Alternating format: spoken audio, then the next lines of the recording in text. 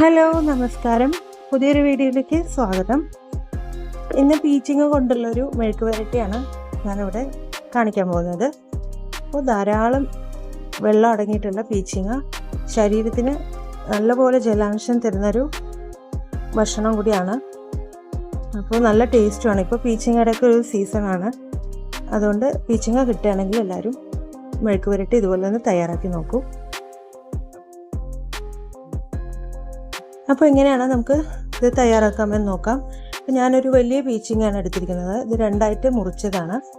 അപ്പോൾ ഇത് നമുക്കൊരു പീലർ കൊണ്ട് ഇതിൻ്റെ തോല് നമുക്ക് പീൽ ചെയ്ത് കളയാം. ഇതുപോലെ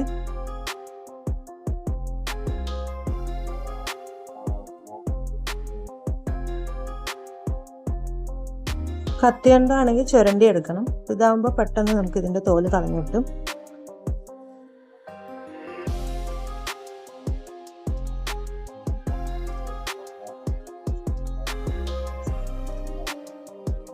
ഇപ്പോൾ ഒരു വിധമൊക്കെ തോല് കളഞ്ഞ് കിട്ടിയിട്ടുണ്ട്.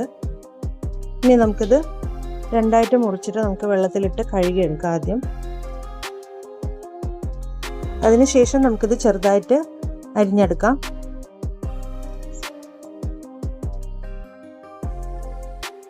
ഇപ്പോൾ പീച്ചിങ്ങയിൽ ധാരാളം വെള്ളമുണ്ട്. അപ്പോൾ നമ്മളിത് തയ്യാറാക്കുമ്പോൾ വെള്ളം ചേർക്കേണ്ട ആവശ്യമില്ല.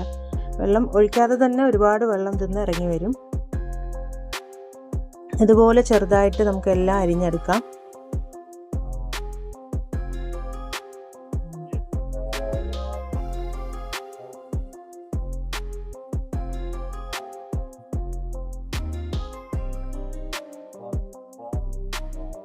ഇനി ഇതിലേക്ക് ഒരു സവാള പൊടിയായി അരിഞ്ഞതും 2 പച്ചമുളകും കറിവേപ്പില എടുത്ത് വയ്ക്കാം. ഇനി നമുക്കൊരു പാൻ ചൂടാകുമ്പോൾ അതിലേക്ക് വെളിച്ചെണ്ണ ഒഴിച്ചു കൊടുക്കാം. സാധാരണ താളിക്കുന്ന പോലെ എല്ലാം ചേർക്കാം. നമുക്ക് കടുകും വറ്റൽമുളകും ഒക്കെ ചേർത്ത് പൊട്ടിക്കഴിയുമ്പോൾ അരിഞ്ഞു വെച്ചിരിക്കുന്ന സവാള നമുക്ക് ആദ്യം ചേർക്കാം.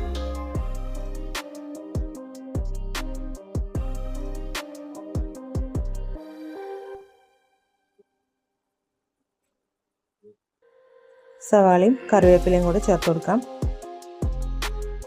നന്നായിട്ട് ഇളക്കി കൊടുക്കാം.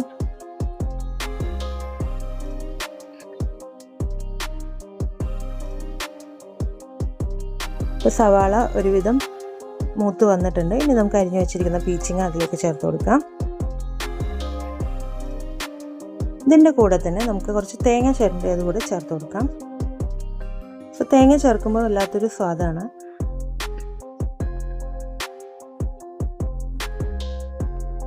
ഇനി ഇതിലേക്ക് 1/4 ടീസ്പൂൺ മഞ്ഞൾപ്പൊടി,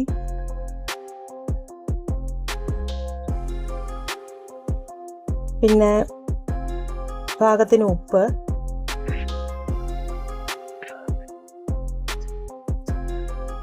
പാകത്തിന് മുളക് പൊടി ഞാൻ 1/2 ടീസ്പൂണോളം ചേർത്ത് കൊടുത്തിട്ടുണ്ട്. നമ്മൾ പച്ചമുളകും കൂടി ചേർക്കുന്നുണ്ട്. ഒരുപാട് എരിവ് കൂടിപ്പോവും, കുറച്ചിട്ടാൽ മതിയാവും. നന്നായിട്ട് ഇളക്കി കൊടുക്കാം. ഇനി ഇത് നമുക്ക് അടച്ചു വെച്ചിട്ട് 10 മിനിറ്റ് വേവിക്കാം. ഇതിലേക്ക് വെള്ളം ചേർക്കേണ്ട ആവശ്യമില്ല. പീച്ചിങ്ങയിൽ ഇന്ന് ധാരാളം വെള്ളം വരും.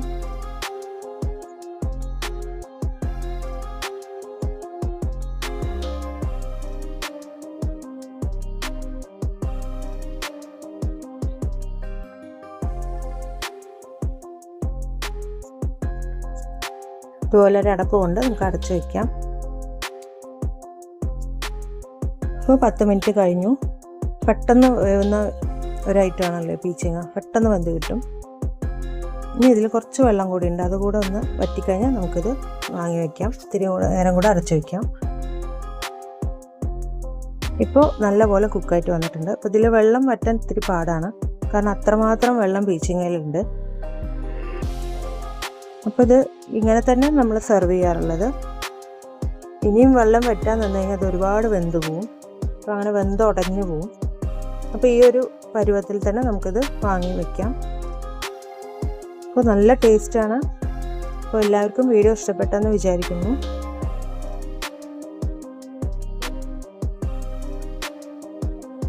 അപ്പോൾ ലൈക്ക് ചെയ്യാനും സബ്സ്ക്രൈബ് ചെയ്യാനും ഷെയർ ചെയ്യാനും മറക്കരുത്. Thank you.